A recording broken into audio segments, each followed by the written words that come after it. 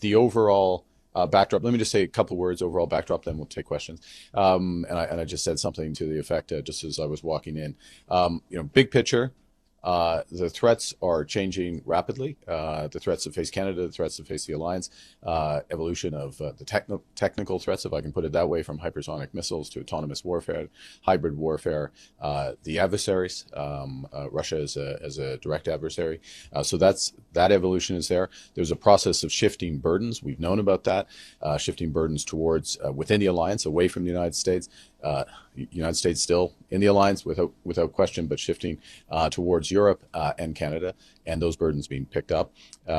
And the capacities are being built, and you've seen recent announcements. There's more announcements today from Canada in terms of our procurement, building capacity across maritime capacity with the sub announcement, light vehicles, munitions, the aircraft announcement, which we've now seen endorsed by NATO. Have you guys seen what just happened behind closed doors at the latest NATO summit? The mainstream media is completely buzzing over a massive question that was just thrown at Canadian leader Mark Carney regarding President Donald Trump. While the alliance leaders wanted to sit down and talk about their new military equipment and refueling planes, Trump walked right into the room and immediately shifted the entire focus to a major international conflict. Rumors are spreading like wildfire about what Trump really demanded from America's allies. Welcome back to Joshu Reaction. I am Frank John, and if you are new here, don't forget to subscribe our channel. To all my smart viewers who tune in every day because they want real education, solid facts, and the true story, thank you for your incredible support. On this platform, we ignore the fake interest gossip because as a Christian community, we stand firmly on the truth and in God we trust. Today, we are breaking down the official press transcript, the real rules of the alliance, and the shocking response from Canada that shows exactly what Trump is planning behind the scenes.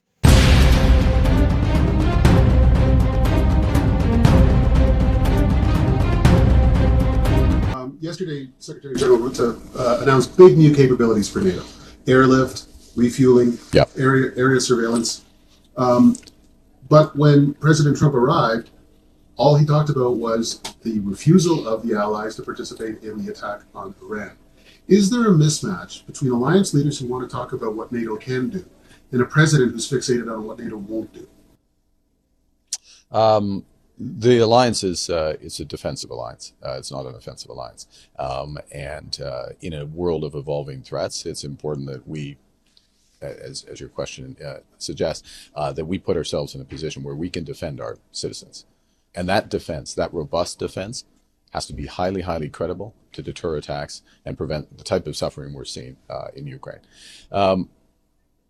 Is there more to do in order to be in that position? Without question. And what Canada looks to in these meetings and all related meetings and interactions is to identify. Let's look at the actual facts of what happened during this explosive press conference. A reporter directly asked Mark Carney if there was a massive mismatch between what NATO wanted to do and what Trump was fixated on. The reporter revealed that as soon as Trump arrived, all he wanted to talk about was the refusal of the allies to participate in a potential attack on Iran. Mark Carney didn't dodge the question. He openly admitted that President Trump had a very strong desire for a more offensive military support.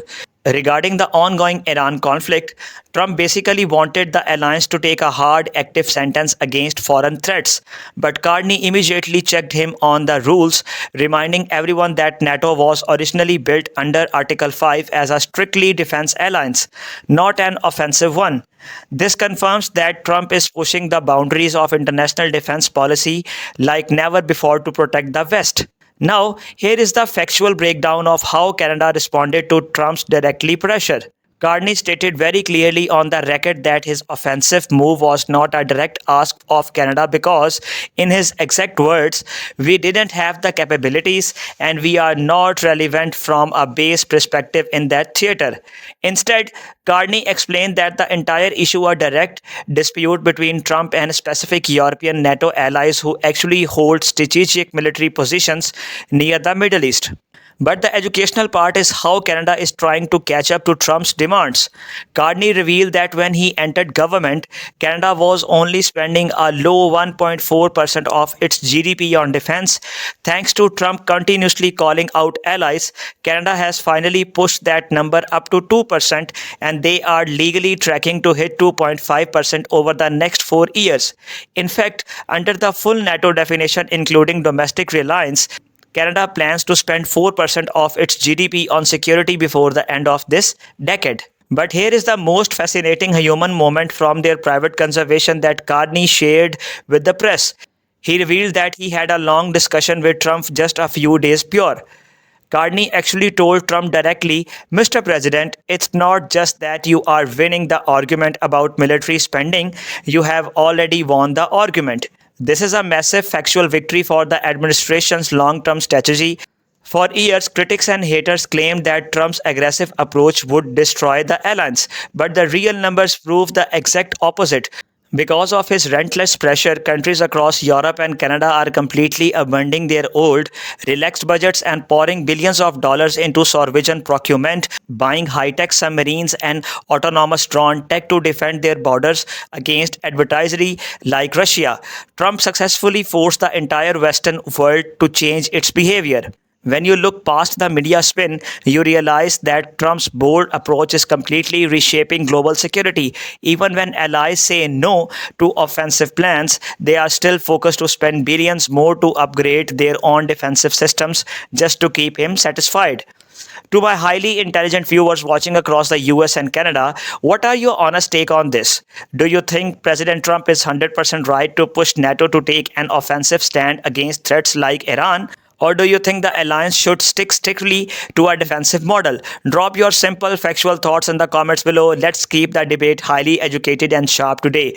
Don't forget to hit the subscribe button, like this video and share it. Stay blessed, and always I said, in God we trust. God bless America. I'll see you in the next breakdown. Take care. Talk soon. Bye bye.